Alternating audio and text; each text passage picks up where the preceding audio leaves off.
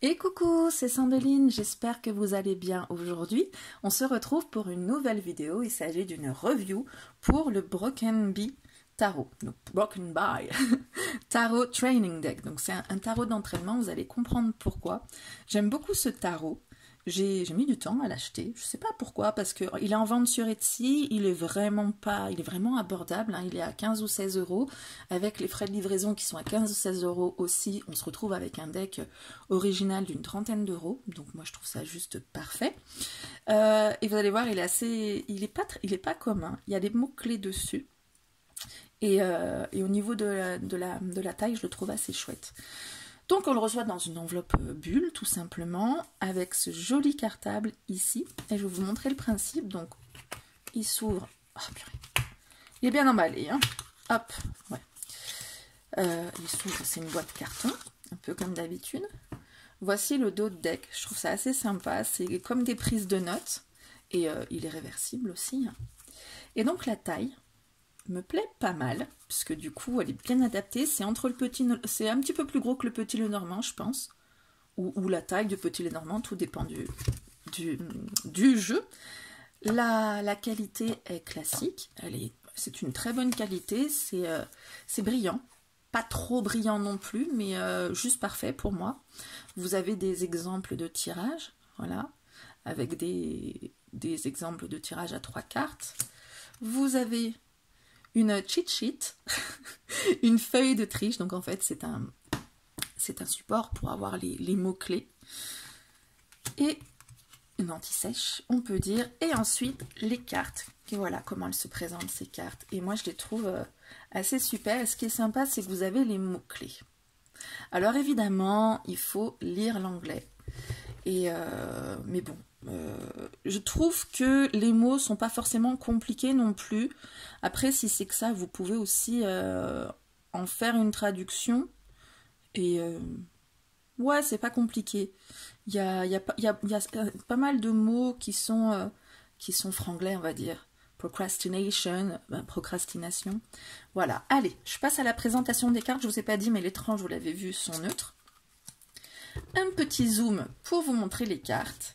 Et on est parti avec le fou. Je sais pas si vous voulez que je vous lise les mots-clés, ça risque d'être un peu long, mais bon, allez. Innocence, new beginnings, leap of faith. Recklessness, being naive, procrastinations. Donc vous voyez, là c'est la version ombre de la carte, et là c'est la version lumière de la carte. Le magicien, non, je vais peut-être pas vous lire tous les mots-clés, sinon ça va être un peu long. La grande prêtresse. Et vous savez que j'aime pas forcément mettre des reviews hyper longues. L'impératrice, l'empereur. Ah, j'aime beaucoup ce genre de petit dessin là qui fait genre le grand prêtre. Genre mes prises de notes là pendant mon cours, les amoureux, le chariot. Voilà, ça fait très très naturel. La justice. Alors il y a quelque chose avec la justice que j'ai trouvé assez sympa. Vous voyez, la justice a le numéro 8 ici. Et la force a aussi le numéro 8 sur le bras. Donc comme ça, il n'y a pas de numéro, du coup comme ça effectivement on le prend selon sa sensibilité. Il y a des personnes qui sont absolument logique Rider-Waite, d'autres absolument logique Tarot de Marseille, et puis d'autres qui aussi entre les deux. Donc voilà, il n'y a pas besoin de faire le choix avec ce jeu. Ermite. La roue de fortune. Puis je trouve qu'on reprend un peu, voyez un peu les dessins originaux. On en a un peu. Le chat roux, etc. Alors celle-ci, j'avais pas compris. Je vous pointe parce que je la trouve vraiment géniale en fait. Je voyais ce peignoir ouvert, mais qu'est-ce que c'est? Et en fait, c'est une femme qui a subi une mastectomie, donc qui a visiblement affronté un cancer. D'ailleurs, on a le ruban rose et qui en ressort plus forte du coup. Je trouve que c'est pas mal comme idée. La mort. La tempérance. Le diable. Avec les téléphones. La tour. L'étoile. La lune. Pardon. Le soleil. Le jugement. Je trouve vraiment chouette ce jugement, là, avec ce fantôme qui ressort et qui pèse ses actions, enfin, qui attend la pesée. Le monde. On retrouve toujours des symboles du tarot original avec les 2 bâtons. Allez, les deniers. Le 3. Le 4 de denier. Le 5 de denier.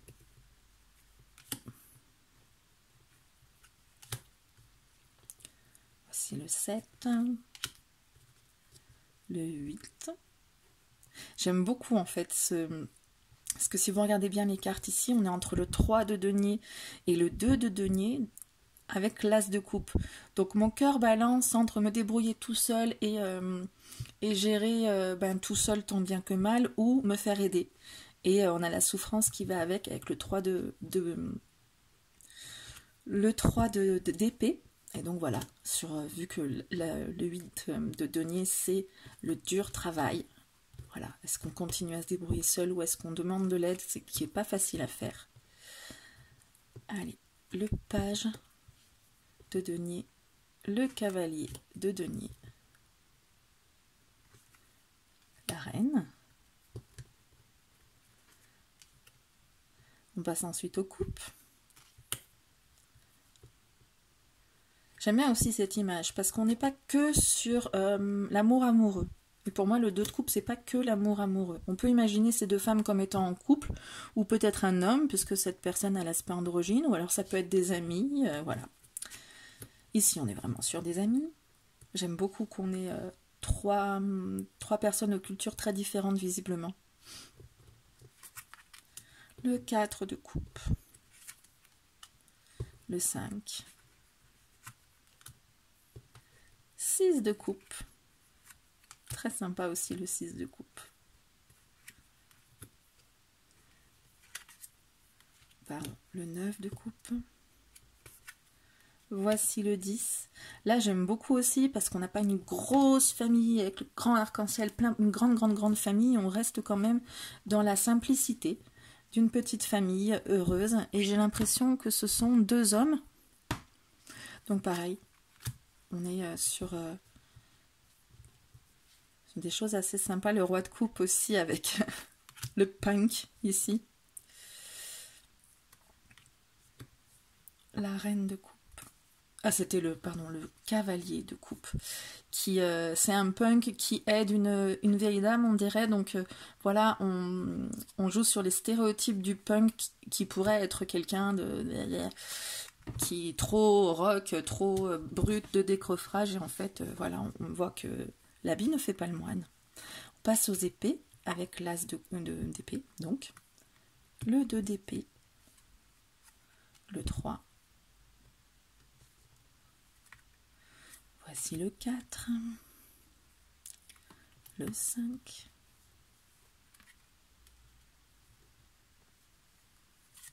le 7. Alors là, par contre, ouais, ça m'embête un peu qu'on soit que sur l'aspect tromperie du 7 d'épée, parce que trop de personnes, justement, restent sur cet aspect-là du 7 d'épée, et je trouve que ça lui rend pas trop honneur, parce que ce n'est pas que ça, le 7 d'épée. Donc bon, mais bon. C'est la vision de tarot de l'auteur, il faut la respecter aussi. Hein. Le 10. Voici le page. Le cavalier, que je ne me trompe pas. Hein. La reine d'épée. Très sympa, je trouve aussi la reine d'épée. Le roi d'épée. Et on passe au bâton. Le 2 de bâton.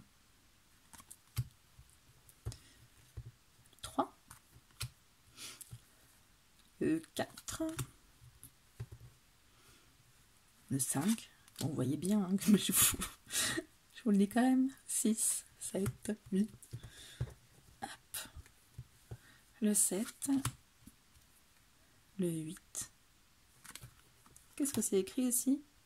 Ah, c'est sympa. The universe pour toi. L'univers pour toi. Le 9 de bâton. Et oui.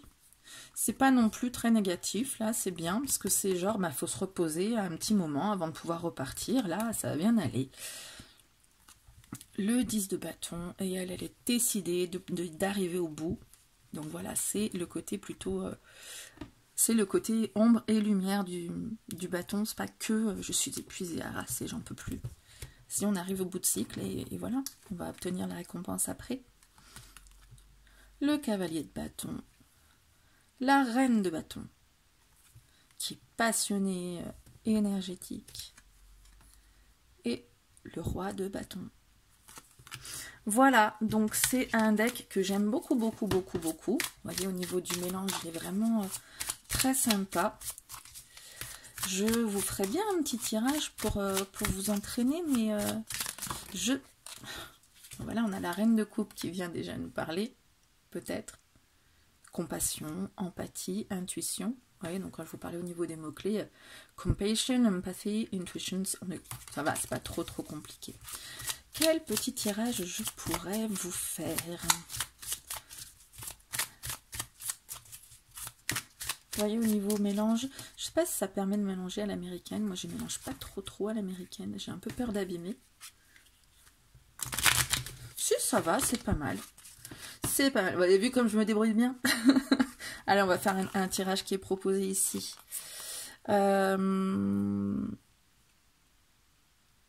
Option A, option B, conseil. Voilà, comme ça, vous pouvez faire votre choix sur n'importe quel... Prenez-vous une question dans la tête. Option A, option B. Moi, je vais partir. Je le fais ou je le fais pas. Et vous saurez pas quoi. Comme ça, vous pouvez poser votre question. Je le fais, je ne le fais pas. Option A. Si je le fais. Ouh là là. Ça s'annonce pas super bien. Donc, 7 d'épée, alors, dishonesty, cheating, being selfish, malhonnêteté, tricherie et être égoïste. Donc, ça s'annonce pas super bien si je le fais. Hein, on risque de me rouler dans la farine. Si je le fais pas,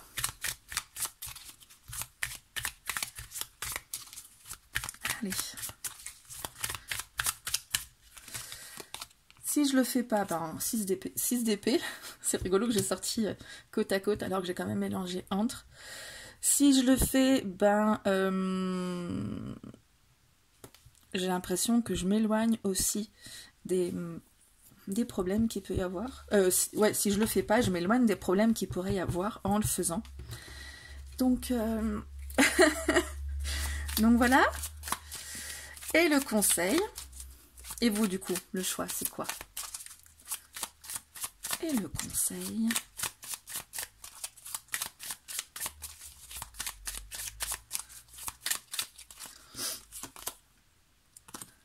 c'est de prendre... Alors, là, je ne vous ai pas dit, mais calm waters, moving ahead, healing. Donc, eau plus calme, avancer, guérir. Et là, avec la reine d'épée, honest, protective, quirky. Ben, je vous avouerai que quirky, je ne sais pas ce que ça veut dire, j'ai regardé. Honnête, protective. Donc du coup, le conseil, ça va être de chercher l'honnêteté, de bien comprendre les choses avec discernement et de prendre ma décision en tranchant clairement et surtout en comprenant bien les tenants et aboutissants.